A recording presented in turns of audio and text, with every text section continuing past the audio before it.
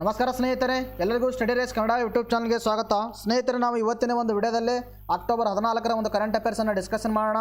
Discussion ಮಾಡೋಕ್ಕಿಂತ ಮುಂಚಿತವಾಗಿ ನೀವು ನಮ್ಮ ಚಾನಲ್ಗೆ ಸಬ್ಸ್ಕ್ರೈಬ್ ಆಗಿಲ್ಲ ಅಂದರೆ ಸಬ್ಸ್ಕ್ರೈಬ್ ಮಾಡಿರಿ, ಶೇರ್ ಮಾಡಿರಿ, ಲೈಕ್ ಮಾಡಿರಿ ಮತ್ತು ಬೆಲ್ ಐಕನನ್ನು ಕ್ಲಿಕ್ ಮಾಡಿರಿ. ಬಿಕಾಸ್ ನಾವು ವಿಡಿಯೋ ಮಾಡಿದಾಗ ನಿಮಗೆ ಬೇಗನೆ ನೋಟಿಫಿಕೇಷನ್ ಬರುತ್ತೆ. ಸ್ಟಾರ್ಟ್ ಮಾಡೋಕ್ಕಿಂತ ಮುಂಚಿತವಾಗಿ ನೋಡಿರಿ, ನಿನ್ನೆ ಸ್ವಲ್ಪ ಮಿಸ್ಟೇಕ್ ಆಗಿತ್ತು. ಅದನ್ನು ನಾನೇನು ರೀಸೆಂಟಾಗಿ ಅಮೆಂಡ್ಮೆಂಟ್ ಮಾಡಿದರೆ, ಬಟ್ ನಾನು ಅದನ್ನು ಇನ್ಸರ್ಟ್ ಮಾಡಿದ್ದೆ. ನೋಡಿರಿ, ಇದು ಸ್ವಲ್ಪ ಚೇಂಜಸ್ ಮಾಡ್ಕೋಬೇಕು ನೀವು. ಆಮೇಲೆ ಇದರ ಕುರಿತು ಸವಿಸ್ತಾರೆ ಒಂದು ಸಪ್ರೇಟ್ ವಿಡಿಯೋನ ಕೂಡ ಮಾಡೋಣ, ಡೋಂಟ್ ವರಿ. ಬಟ್ ನೀವು ಇದನ್ನು ಚೇಂಜಸ್ ಮಾಡ್ಕೋಬೇಕು. ನೋಡಿರಿ, ಇಲ್ಲಿ ಕರೆಕ್ಟಾಗಿ ತಿಳ್ಕೊಡ್ರಿ. ನಿನ್ನೆ ನನ್ನ ಕಡೆಯಿಂದ ಒಂದು ಮಿಸ್ಟೇಕ್ ಆಗಿತ್ತು. ಅದೇನಪ್ಪ ಅಂತ ರಾಷ್ಟ್ರೀಯ ಮಾನವ ಹಕ್ಕುಗಳ ಆಯೋಗ ಹೇಳಬೇಕಾಗಿತ್ತಂದ್ರೆ ನಿಮ್ಗೆ ನಾನು ಏನು ಹೇಳಿದ್ದೆ, ಇವ್ರ ಅಧಿಕಾರವೈದು ಏನು ಹೇಳಿದ್ದೆ, 570 ಅಂತ ಹೇಳಿದ್ದೆ. ಬಟ್ ಇದಕ್ಕೆ ಸರಿಯಾಗಿರ್ತಕ್ಕಂಥ ಉತ್ತರ ಎಷ್ಟಂದ್ರೆ 370 ವರ್ಷ. 3 ಅಥವಾ 70 ವರ್ಷ ಇವರ ಅಧಿಕಾರ ವಯಸ್ಸಾಗಿದೆ. ಅಧಿಕಾರ ಅವಧಿ ಎಷ್ಟು? 370. ಆಮೇಲೆ ತದನಂತರದಲ್ಲಿ ಇನ್ನೊಂದು ಏನಪ್ಪ ಅಂತಂದ್ರೆ, ಇಲ್ಲಿ ನೋಡ್ರಿ, ಸುಪ್ರೀಂ ಕೋರ್ಟ್ನ ನಿವೃತ್ತ ಮುಖ್ಯ ನ್ಯಾಯಾಧೀಶರು ಮಾತ್ರ ಅಧ್ಯಕ್ಷರಾಗಲು ಅರ್ಹರು ಅಂತ ಹೇಳಿದ್ದೆ ನಾನು. ಇಲ್ಲಿ ನೋಡಿರಿ, ಸುಪ್ರೀಂ ಕೋರ್ಟ್ನ ನಿವೃತ್ತ ಮುಖ್ಯ ನ್ಯಾಯಾಧೀಶರು ಮಾತ್ರ ಅರ್ಹರಾಗಲು ಅಧ್ಯಕ್ಷರು ಅರ್ಹರಾಗ್ತಾರ ಅಂತ ಹೇಳಿದ್ದೆ ನಾನು. ನೋಡಿದ್ರೆ ಕರೆಕ್ಟಾಗಿ ತಿಳ್ಕೊಡ್ರಿ. ಇದು ಪ್ರೀವಿಯಸ್ ಹಾಗೆ ಇತ್ತು, ಬಟ್ 2019ರಲ್ಲಿ ಇದಕ್ಕೆ ಒಂದು ತಿದ್ದುಪಡಿ ತಂದುಬಿಟ್ಟು ಇದನ್ನು ಚೇಂಜಸ್ ಮಾಡಿದ್ದಾರೆ.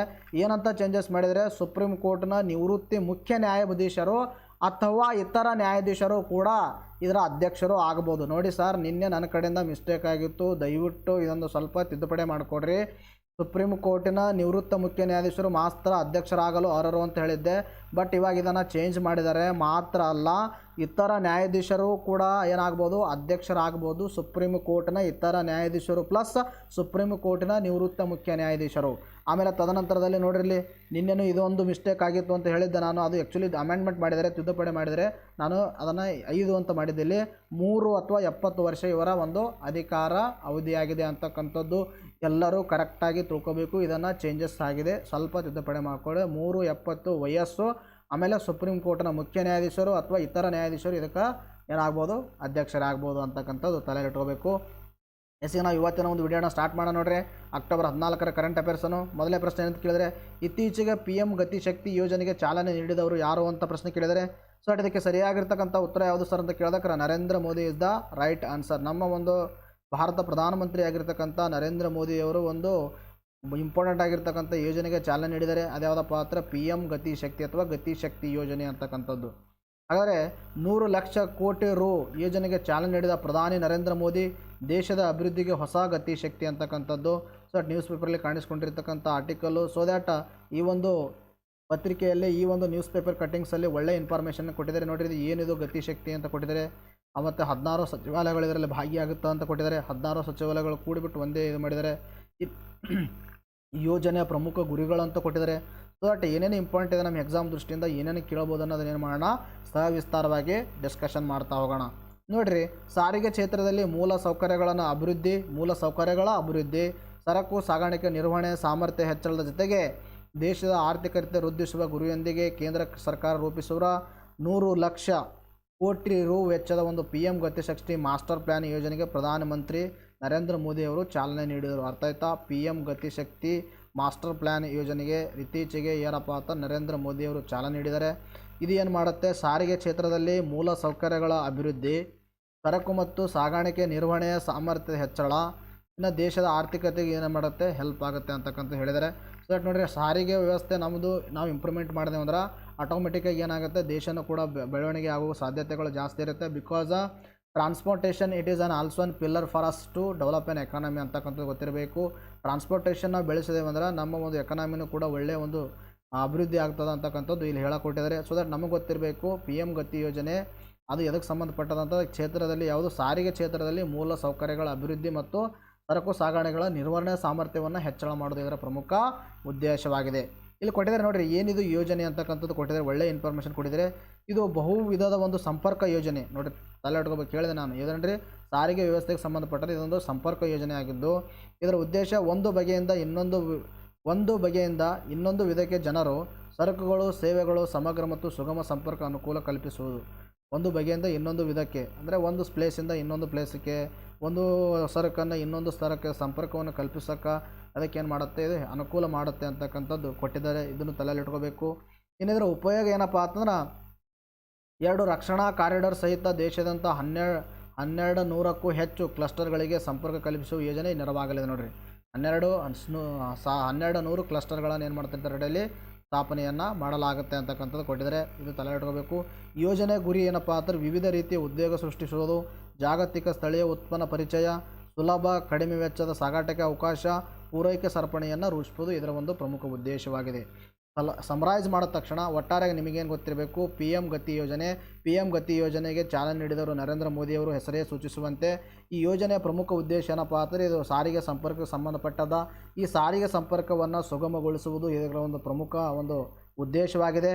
ಆಮೇಲೆ ಇದರ ಒಂದು ಯೋಜನೆ ಗುರಿ ಅಂತಕ್ಕಂಥ ನಮ್ಗೆ ಗೊತ್ತಿರತಕ್ಕಂಥದ್ದು ಉದ್ಯೋಗವನ್ನು ಸೃಷ್ಟಿಯಾಗುತ್ತೆ, ಜಾಗತಿಕ ಉತ್ಪನ್ನ ಪರಿಚಯ ಆಗುತ್ತೆ, ಆಮೇಲೆ ಸುಲಭ ಕಡಿಮೆ ವೆಚ್ಚದಲ್ಲಿ ಸಾಗಾಟ ಮಾಡೋದು ಇದರ ಪ್ರಮುಖ ಗುರಿಗಳಾಗಿವೆ ಅಂತಕ್ಕಂಥದ್ದು ನಮ್ಮ ತಲೆಯಲ್ಲೇ ಇರಬೇಕು. ಎಸ್ ಫ್ರೆಂಡ್ಸ್, ಈಗ ಏನು ಮಾಡೋಣ, ನೆಕ್ಸ್ಟ್ ನ್ಯೂಸ್ ನೋಡೋಣ. ನೆಕ್ಸ್ಟ್ ನ್ಯೂಸ್ ಮೇಲೆ ನೋಡಿರಿ ಏನಂತ ಪ್ರಶ್ನೆ ಕೇಳಿದರೆ, ಇಂಟರ್ನ್ಯಾಷನಲ್ ಎನರ್ಜಿ ಏಜೆನ್ಸಿಯ ಕೇಂದ್ರ ಕಚೇರಿ ಎಲ್ಲಿದೆ ಅಂತ ಪ್ರಶ್ನೆ ಕೇಳಿದರೆ, ಸೊ ದ್ಯಾಟ್ ಇದಕ್ಕೆ ಸರಿಯಾಗಿರ್ತಕ್ಕಂಥ ಉತ್ತರ ಯಾವುದು ಸರ್ ಅಂತ ಕೇಳಿದಕ್ರ that is Paris is the right answer. ನೋಡಿರಿ, ಇದಕ್ಕೆ ಪ್ಯಾರಿಸ್ ಸರಿಯಾಗಿರ್ತಕ್ಕಂಥ ಉತ್ತರ.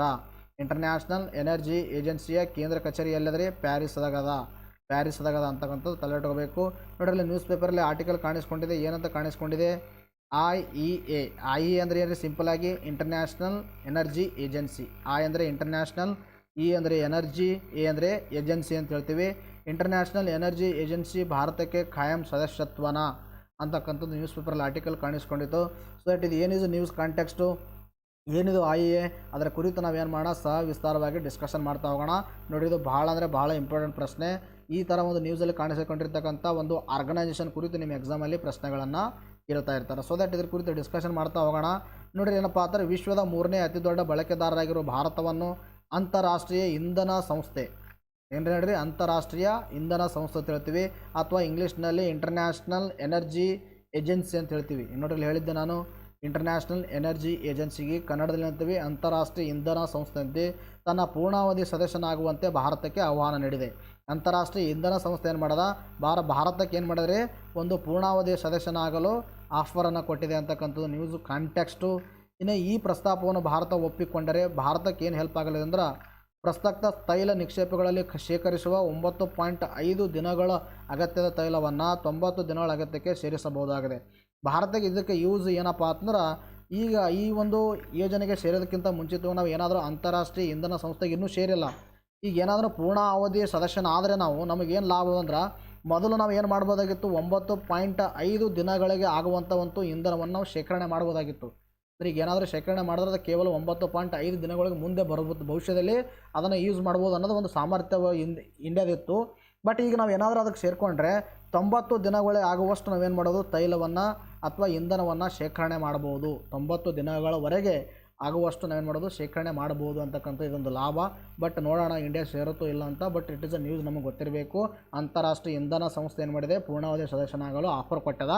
ಆಫರ್ ಕೊಟ್ಟ ತಕ್ಷಣ ಏನಾದರೂ ಇಂಡಿಯಾ ಸೇರಿದ್ರೆ ಇಂಡಿಯಾ 90 ದಿನಗಳಾಗುವಷ್ಟು ಇಂಧನವನ್ನು ಏನು ಮಾಡ್ಕೋಬೋದು, ಅಂದರೆ ಶೇಖರಣೆ ಮಾಡ್ಕೋಬೋದು. ಬಟ್ ಇವಾಗ ಎಷ್ಟಿತ್ತು, 9.5 ದಿನಗಳವರೆಗೆ ಇತ್ತು ಅಂತಕ್ಕಂಥದ್ದು ನಮ್ಮ ತಲೆಯಲ್ಲಿ ಇರಬೇಕು. ಇನ್ನು ಇದು ಸೇರಿದ ತಕ್ಷಣ 90 ಆಗುತ್ತಾ ಇದೆ. ಇನ್ನು ಇಂಟರ್ನ್ಯಾಷನಲ್ ಎನರ್ಜಿ ಏಜೆನ್ಸಿ ಇದರ ಕುರಿತು ಡಿಸ್ಕಷನ್ ಮಾಡ್ತಾ ಬಂದಾಗ ನೋಡ್ರಿ, 1973-74 ಸಂದರ್ಭದಲ್ಲಿ ಎದುರಾದ ತೈಲ ಬಿಕ್ಕಟ್ಟನ್ನು ಎದುರಿಸಲು ಆರ್ಥಿಕ ಸಹಕಾರ ಅಭಿವೃದ್ಧಿ ಸಂಸ್ಥೆ, ನಾನು OECD ಇದ್ರ ಕುರಿತು ವಿಸ್ತಾರವಾಗಿ ಪ್ರೀವಿಯಸ್ ವಿಡಿಯೋಗಳಲ್ಲಿ ಡಿಸ್ಕಷನ್ ಮಾಡಿದ್ದೀನಿ. ಅದಕ್ಕೆ ನಾನು ಇದರ ಕುರಿತು ಡಿಸ್ಕಷನ್ ಮಾಡಲ್ಲ, ತಲೆ ಇಟ್ಕೋಬೇಕು. ಇಂಟರ್ನ್ಯಾಷನಲ್ ಎನರ್ಜಿ ಏಜೆನ್ಸಿ 1973-74 ಸಂದರ್ಭದಲ್ಲಿ ಒಂದು ತೈಲ ಬಿಕ್ಕಟ್ಟನ್ನು ಎದುರಿಸಬೇಕಾಯಿತು. ಅಂಥ ಸಂದರ್ಭದಲ್ಲಿ ಯಾವುದಪ್ಪ ಅಂದ್ರೆ ಆರ್ಥಿಕ ಸಹಕಾರ ಅಭಿವೃದ್ಧಿ ಸಂಸ್ಥೆ OECDಯ ನಿಯಮಗಳ ಅನ್ವಯ IAE ಅಂದರೆ ಇಂಟರ್ನ್ಯಾಷನಲ್ ಎನರ್ಜಿ ಏಜೆನ್ಸಿ ಸ್ಥಾಪನೆ ಹೊಂದಿತ್ತು ಅಂತಕ್ಕಂಥ ನಮ್ಮ ತಲೆ ಇಟ್ಕೋಬೇಕು. ಸ್ಥಾಪನೆ ಅಂತ ಕೇಳಿದಾಗ 1973. ಇನ್ನು ತೈಲ ಉತ್ಪಾದಕ ರಾಷ್ಟ್ರಗಳು ತೈಲ ಪೂರೈಕೆ ಮೇಲೆ ವಿಧಿಸಿದ ನಿರ್ಬಂಧವನ್ನು ಕೈಗಾರಿಕೆಗೊಂಡ ರಾಷ್ಟ್ರಗಳ ಮೇಲೆ ಸಮರ್ಪಕವಾಗಿ ಎದುರಿಸಲು ಸಜ್ಜಾಗಿಲ್ಲ ಎನ್ನುವುದನ್ನು ಅರಿತು ಹಿನ್ನೆಲೆ ಪೂರೈಕೆಯಲ್ಲಿನ ಅಡೆತಡೆಗಳನ್ನು ಪರಿಣಾಮಕಾರಿಯಾಗಿ ಉಪಯೋಗಿಸಲು ಹಾಗೂ ಇಂಧನ ಭದ್ರತೆಯನ್ನು ಖಚಿತಪಡುವ ಉದ್ದೇಶದಿಂದ ಸ್ಥಾಪನೆಯಾಗಿತ್ತು. ಅಂದರೆ ಸಿಂಪಲ್ ಆಗಿ ಈಗೇನಪ್ಪ ಆ ಥರ ಇಂಡಿಯಾ ಏನು ಮಾಡಿದೆ, ಬಹಳ ಇಂಧನವನ್ನು ನಾವು ಬೇರೆ ರಾಷ್ಟ್ರಗಳಿಂದ ಏನು ಮಾಡ್ಕೊಳ್ತೀವಿ ರೀ, ಆಮದನ್ನು ಮಾಡ್ಕೊಳ್ತೀವಿ. ತಪ್ಪೋದ ಈ ಇಂಧನ ಉತ್ಪಾದನೆ ಮಾಡ್ತಕ್ಕಂಥ ರಾಷ್ಟ್ರಗಳು ಏನಾದರೂ ನಿರ್ಬಂಧನೆ ಹಾಕುತ್ತಂದ್ರೆ ಅವು ಏನಪ್ಪ ಅಂದ್ರೆ ಕೈಗಾರಿಕೀಕರಣಗೊಂಡಿರ್ತಕ್ಕಂಥ ರಾಷ್ಟ್ರಗಳ ಮೇಲೆ ಏನಾಗುತ್ತೆ ರೀ, ಇಂಪ್ಯಾಕ್ಟ್ ಬೀಳುತ್ತೆ.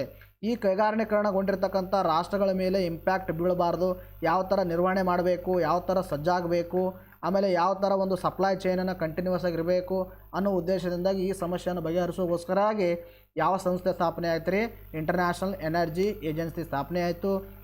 ಇದರ ಪ್ರಸ್ತುತ 30 ರಾಷ್ಟ್ರಗಳಿದ್ದಾವೆ ನೋಡ್ರಿ ಇಲ್ಲಿ. ಪ್ರಸ್ತುತ ಎಷ್ಟು 30 ರಾಷ್ಟ್ರಗಳು ಈ ಸಂಸ್ಥೆಯ ಸದಸ್ಯ ರಾಷ್ಟ್ರವಾಗಿದ್ದು, ಈ ಒಂದು ಸದಸ್ಯತ್ವ ಪಡೆಯುವ ರಾಷ್ಟ್ರಗಳು OECD ಸದಸ್ಯತ್ವವನ್ನು ಪಡೆದಿರಬೇಕು ನೋಡ್ರಿ. OECD ಒಂದು ಸದಸ್ಯತ್ವ ಫಸ್ಟ್ ಪಡೆದಿರಬೇಕು.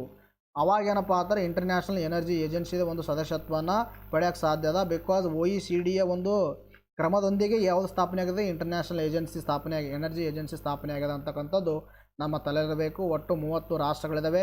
ಆ ಒಂದು ರಾಷ್ಟ್ರಕ್ಕೆ ನಾವು ಏನಾದರೂ ಆ ಒಂದು ಸಂಸ್ಥೆಗೆ ನಮ್ಮ ಒಂದು ರಾಷ್ಟ್ರ ಅಥವಾ ಯಾವುದೇ ಒಂದು ರಾಷ್ಟ್ರ ಸದಸ್ಯತ್ವವನ್ನು ಪಡಿಬೇಕಾದ್ರೆ OECD ಸದಸ್ಯತ್ವವನ್ನು ಮೊದಲು ಪಡಿಬೇಕಂತಕ್ಕಂಥ ಗೊತ್ತಿರಬೇಕು. ಈ ನಾನು ಇದು ಡಿಸ್ಕಷನ್ ಮಾಡಿದೆ ನಿಮಗೆ. ಅಲ್ಲದೆ 90 ದಿನಗಳ ಅಗತ್ಯ ಇರುವ ತೈಲ ಆಮದನ್ನು ವಾಣಿಜ್ಯ ದಾಸ್ತಾನವಾಗಿ ಹೊಂದಿರಬೇಕಿದೆ ಅಂತಕ್ಕಂಥದ್ದು ಇದನ್ನು ಕೂಡ ನಾನು ಪ್ರೀವಿಯಸ್ ಇವಾಗಲೇ ಹೇಳಿದೆ. ಅಂದ್ರೇನು, ತೈಲ ಅಥವಾ ಇಂಧನವನ್ನು ನಾವು 90 ದಿನಗಳವರೆಗೆ ಅಗತ್ಯವಾಗುವಷ್ಟು ಏನು ಮಾಡಬೇಕು, ಶೇಖರಣೆ ಮಾಡಬೇಕು. ಅದನ್ನು ನಾವು ಏನಾದರೂ ಅದರ ಸದಸ್ಯರಾಗಿದ್ದರೆ ಶೇಖರಣೆ ಮಾಡುವ ಸಾಮರ್ಥ್ಯವನ್ನು ಹೊಂದ್ತೀವಿ. ಇದೊಂದು ಲಾಭ ಅಂತಕ್ಕಂಥದ್ದು ನಾನು ಈಗಾಗಲೇ ನಿಮ್ಗೆ ಹೇಳಿದ್ದೀನಿ. ಇನ್ನು ಇದರ ಕೇಂದ್ರ ಕಚೇರಿ ಎಲ್ಲಿದೆ? ಫ್ರಾನ್ಸ್ನ ಪ್ಯಾರಿಸ್ನಲ್ಲಿದೆ. ಹೇಳ್ರಿ, ಫ್ರಾನ್ಸ್ನ ಪ್ಯಾರಿಸ್ನಲ್ಲಿದೆ. ಇದು ಕ್ವಶನ್ನೇ ಹಾಕಿದ್ದೆ ನಾನು, ಈಗಾಗಲೇ ಡಿಸ್ಕಷನ್ ಮಾಡಿದ್ದೀವಿ, ಇದು ತಲೆ ಇಟ್ಕೋಬೇಕು. ಇನ್ನು ಭಾರತಕ್ಕೆ ಯಾಕೆ ಆಹ್ವಾನ ಮಾಡಿದೆ ಅಂತಕ್ಕಂಥ ನೋಡ್ತಾ ಬಂದಾಗ ನೋಡ್ರಿ, 2017ರಲ್ಲಿ ಭಾರತ IAEAನ ಅಸೋಸಿಯೇಟ್ ಸದಸ್ಯತ್ವ ಪಡೆದುಕೊಂಡಿತ್ತು. ಅಂದರೆ ಅಸೋಸಿಯೇಟ್, ಕೇವಲ ಅಸೋಸಿಯೇಟ್ ಸದಸ್ಯವನ್ನು ಪಡೆದುಕೊಂಡಿತ್ತು. ಈಗ ಭಾರತವನ್ನು ತನ್ನ ಪೂರ್ಣಾವಧಿಯ ಸದಸ್ಯನಾಗುವಂತೆ ಏನು ಮಾಡಿದರೆ ಅದು ಆಹ್ವಾನ ನೀಡಿದೆ. ಯಾವುದು ನೀಡಿದ್ರಿ? IEA ಅಂದರೆ ಏನಪ್ಪ ಅಂದ್ರೆ ಇಂಟರ್ನ್ಯಾಷನಲ್ ಎನರ್ಜಿ ಏಜೆನ್ಸಿ. IEA ಹೇಳಿದಿನಲ್ಲ ಈಗಾಗಲೇ, IEA ಇಂಟರ್ನ್ಯಾಷನಲ್ ಎನರ್ಜಿ ಏಜೆನ್ಸಿ ಇದೇನು ಮಾಡಿದರೆ ಆಹ್ವಾನವನ್ನು ನೀಡಿದೆ.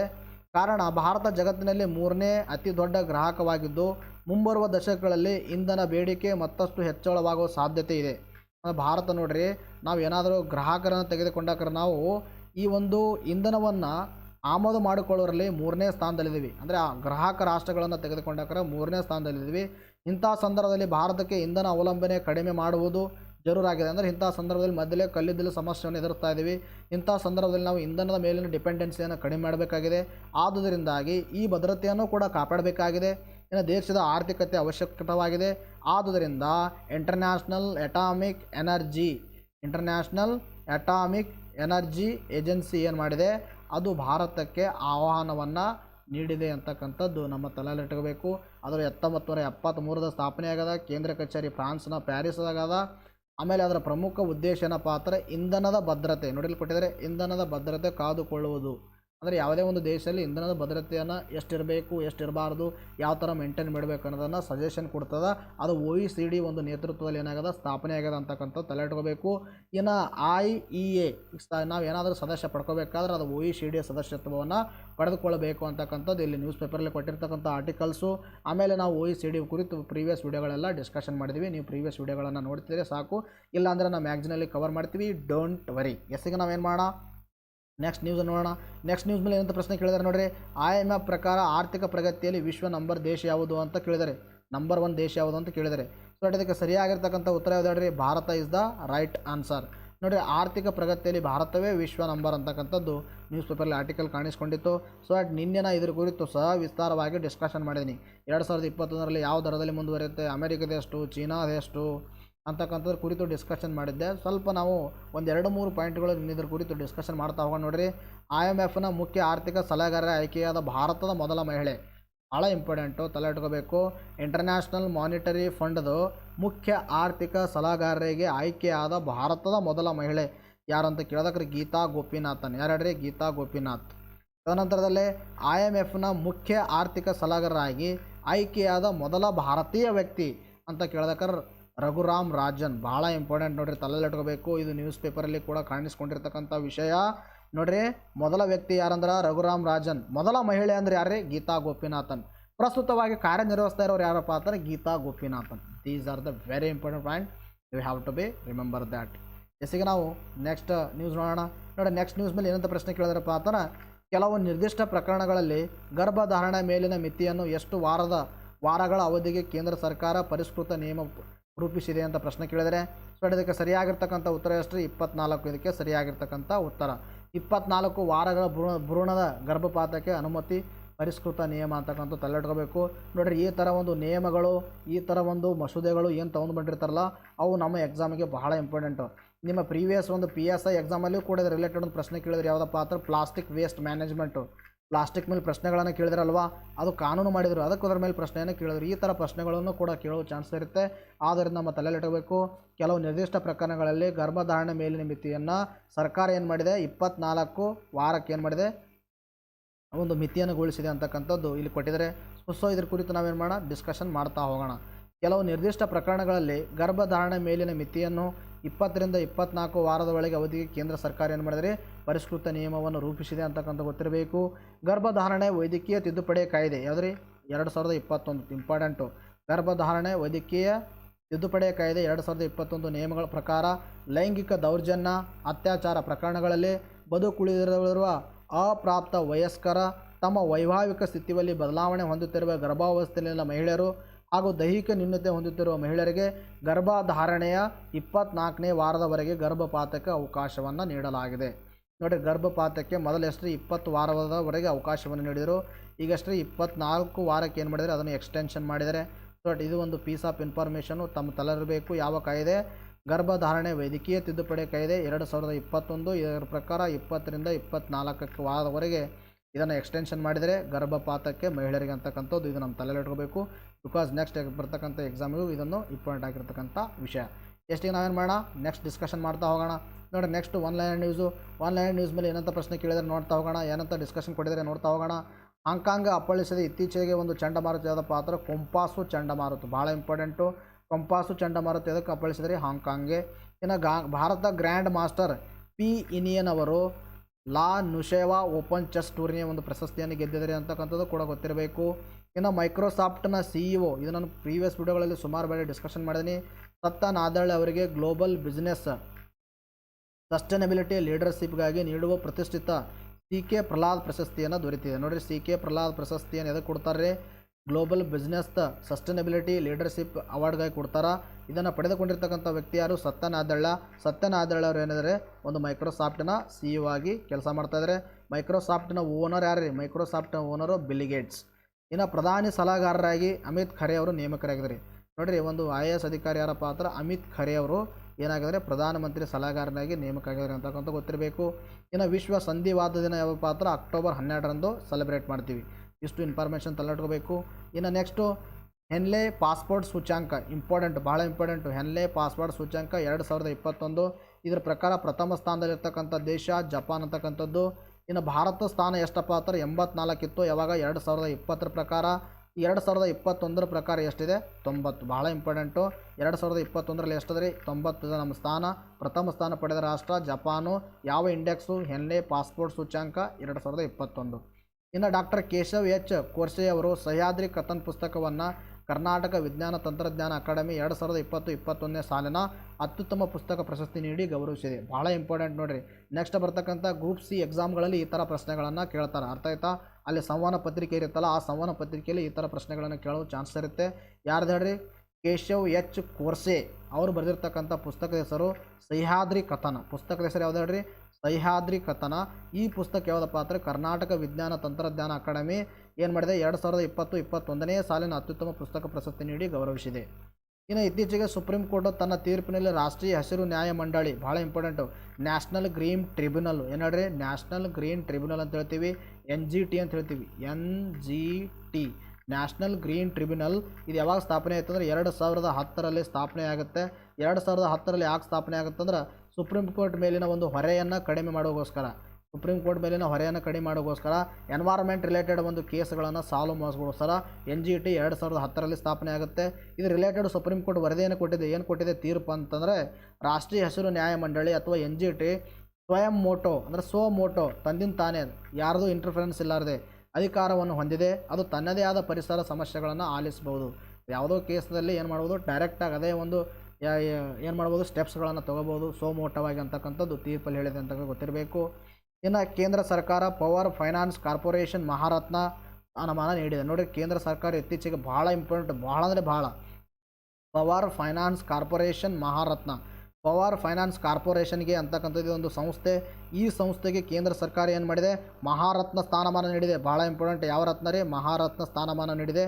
ಈ ಥರ ಒಂದು ಸ್ಥಾನಮಾನವನ್ನು ಪಡೆದುಕೊಂಡಿರ್ತಕ್ಕಂಥ ಭಾರತದ ಒಂದು 11ನೇ ಏನಾಗಿದೆ? ಸರ್ಕಾರಿ ಉದ್ಯಮಿಯಾಗಿದೆ. ಇದೊಂದು ಅರ್ಥ ಆಯ್ತಾ? ಸರ್ಕಾರಿ ಉದ್ಯಮಿಯಾಗಿದೆ, 11ನೇದು.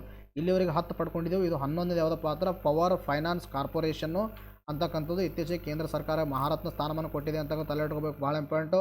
ಇದು 1986ರಲ್ಲಿ ಸ್ಥಾಪನೆಯಾಗಿದೆ. ಯಾವುದೇ ಪವರ್ ಫೈನಾನ್ಸ್ ಕಾರ್ಪೊರೇಷನ್. ಅರ್ಥ ಆಯ್ತಾ? These are the very important informations we have to remember that. Yes, ಇವತ್ತಿಗೆ ವಿಡಿಯೋನ ಮುಗಿಸೋಣ. ಮತ್ತೆ ಮುಂದಿನ ವಿಡಿಯೋದಲ್ಲಿ ಭೇಟಿಯಾಗೋಣ. ಅದಕ್ಕಿಂತ ಮುಂಚಿತವಾಗಿ for the notes you have to contact below number. ಈ ನಂಬರ್ಗೆ ನೀವು ಕಾಂಟ್ಯಾಕ್ಟ್ ಮಾಡಿಬಿಟ್ಟು ನೋಟ್ಸನ್ನು ಪಡ್ಕೊಳ್ಬೋದು ಅಂತ ಹೇಳುತ್ತಾ ಇವತ್ತಿನ ವಿಡಿಯೋನ ಮುಗಿಸೋಣ. Thank you friends, take care, bye.